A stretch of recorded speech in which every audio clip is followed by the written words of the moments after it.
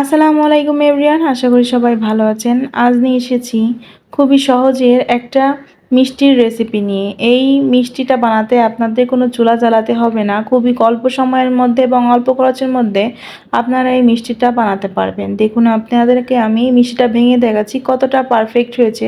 চুলা ছাড়া এরকম একটা মিষ্টি রেসিপি আমার মনে হয় আগে কখনো আপনারা জেনেছেন।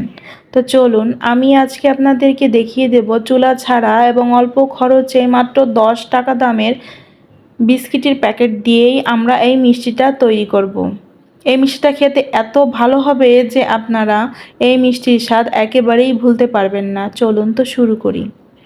আমি এখানে 10 টাকা দামের আমরা চায়ের সাথে যে বিস্কিটগুলো খেয়ে থাকি সেই বিস্কিটগুলো নিয়েছি। দেখুন, এই বিস্কিটের প্যাকেটের দাম মাত্র 10 টাকাই। আমি এখন এই বিস্কিটগুলোকে প্যাকেট থেকে নামিয়ে নিব। এক প্যাকেটে আমার এতগুলো বিস্কিট হয়েছে। তো এই বিস্কিটের মিষ্টিটা যে এত ভালো হয় যে আমার এক প্যাকেট বিস্কিটের মিষ্টিতে হবে না, আমি তাই 2 প্যাকেট দিয়ে বানিয়ে নিয়েছি। আপনারা চাইলে এখানে 1 প্যাকেট দিয়েও বানিয়ে নিতে পারেন। এখানে আপনারা যে কোনো ধরনের বিস্কিট নিতে পারেন। আমি এই রকম বিস্কিটগুলো নিয়েছি। আপনারা যে কোনো ধরনের চায়ের সাথে যে বিস্কিটগুলো খান, বাসায় সবারই এরকম বিস্কিট থাকে। তো আশা করি আপনাদের বুঝতে অসুবিধা হবে না। এখন বিস্কিটগুলো একটা সাইডে সরিয়ে রেখে এখন আমি একটা ব্লেন্ডার জার নিয়েছি, আর জারের মধ্যে এখানে 1/3 কাপ চিনি দিয়েছি এবং চিনিগুলোকে গুঁড়া করে নিয়েছি। খুব ভালো এবং মিহি করে চিনিগুলোকে গুঁড়া করে নিতে হবে। আর এখান থেকে 3 চামচের মতো চিনিটা আমি উঠিয়ে রাখছি। আপনারা দেখতেছেন, এই চিনিগুলো আমার পরবর্তীতে কাজে লাগবে। এই মিষ্টিগুলো তৈরি করতে আমি কোনো ছানা বা কোনো কিছুই ব্যবহার করব না।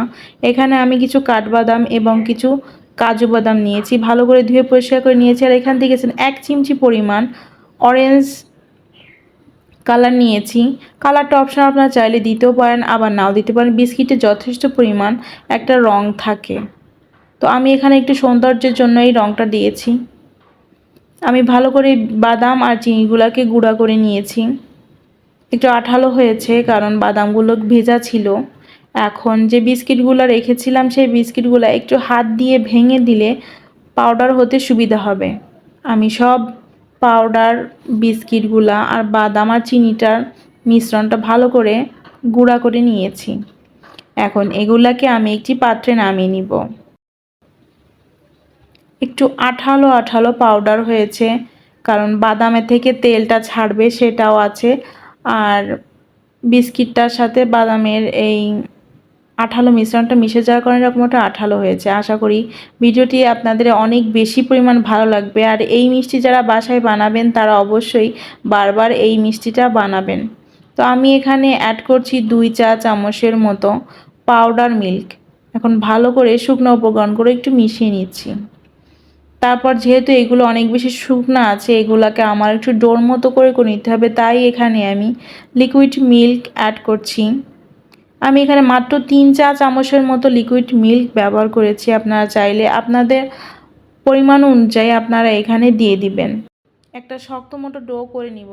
তারপর আমি এখানে অ্যাড করছি 1 চামচের মতো ঘি।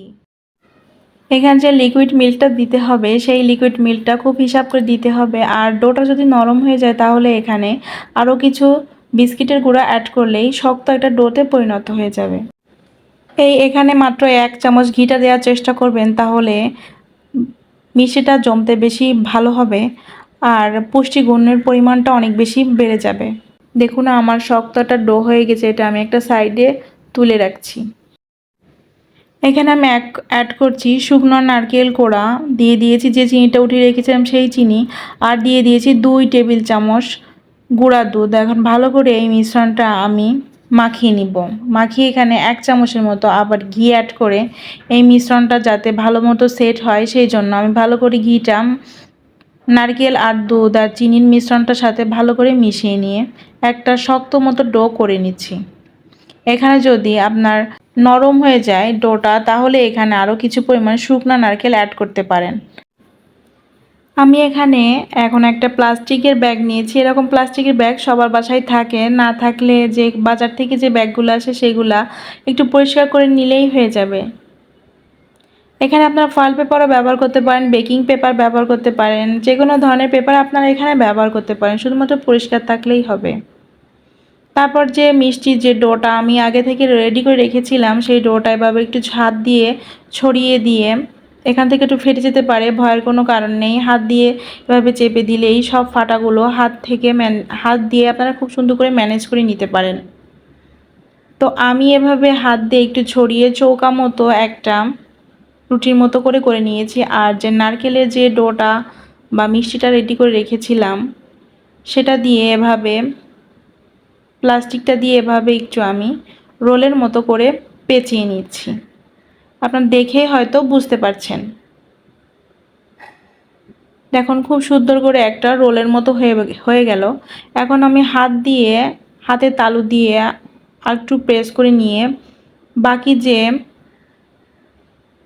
ফাঁকা অংশগুলো এভাবে আমি হাত দিয়ে একটু কভার করে দিচ্ছি।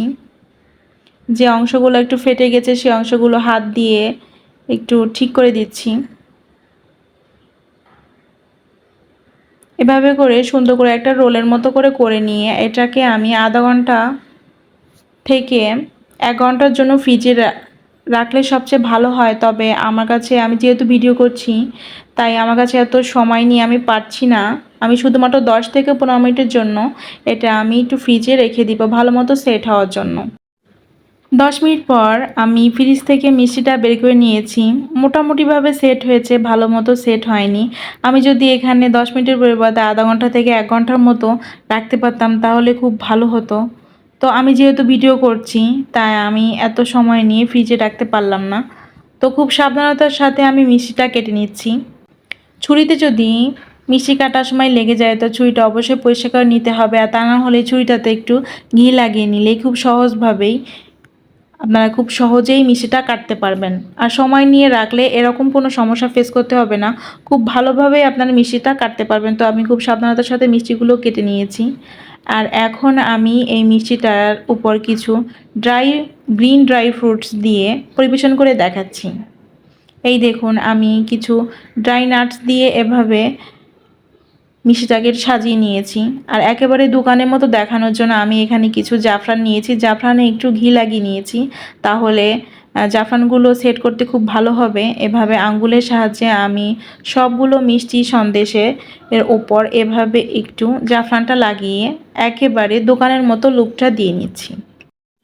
তো আশা করছি চুলা না জ্বালিয়ে এই মিষ্টি রেসিপিটা আপনাদের কাছে অনেক বেশি ভালো লাগবে। ভালো লাগলে ভিডিওতে একটি লাইক দিয়ে দিবেন। আর আমার চ্যানেল এরকম নতুন নতুন সহজ ভিডিও পাওয়ার জন্য চ্যানেলটিকে অবশ্যই সাবস্ক্রাইব করে আমার পাশে থাকবেন। ধন্যবাদ সবাইকে।